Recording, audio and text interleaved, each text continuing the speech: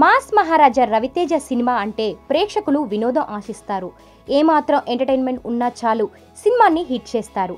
దానికి ఉదాహరణగా గతేడాది వచ్చిన ధమాకాను చెప్పుకోవచ్చు. కంటెంట్ యావరేజ్ అయినప్పటికీ సాంగ్స్, రవితేజ మార్క్, ఎంటర్టైన్మెంట్ కారణంగా ఆ సినిమా పెద్ద హిట్ అయింది. ఇదే కాదు, రవితేజ కెరియర్లో వచ్చిన హిట్ సినిమాలను గమనిస్తే మెజారిటీ సినిమాల్లో వినోదానికే పెద్దపీట ఉంటుంది. కానీ మాస్ రాజా ఎందుకనో ఆ విషయాన్ని మరచి చేతులు కాల్చుకుంటున్నాడు. ఎంటర్టైన్మెంట్ని పక్కన పెట్టి ప్రయోగం చేసిన ప్రతిసారి రవితేజకు పరాజయమే ఎదురైంది. ఈ ఏడాది వచ్చిన సీరియస్ సినిమాలు రావణాసుర, టైగర్ నాగేశ్వరరావు మాస్ రాజాకు షాక్ ఇచ్చాయి. గత 20 ఏళ్లలో ఆయనకు ఇలాంటి షాకులు ఎన్నో తగిలాయి. అయినప్పటికీ రవితేజ తగ్గేదే లేదు అంటున్నాడు. త్వరలో ఆయన మరో సీరియస్ ఫిలింతో రాబోతున్నాడు. అదే ఈగల్. ఈ యాక్షన్ థ్రిల్లర్ సంక్రాంతి కానుకగా జనవరి 13న ప్రేక్షకుల ముందుకి రానుంది. అసలే రవితేజ మార్క్ సినిమా కాదు.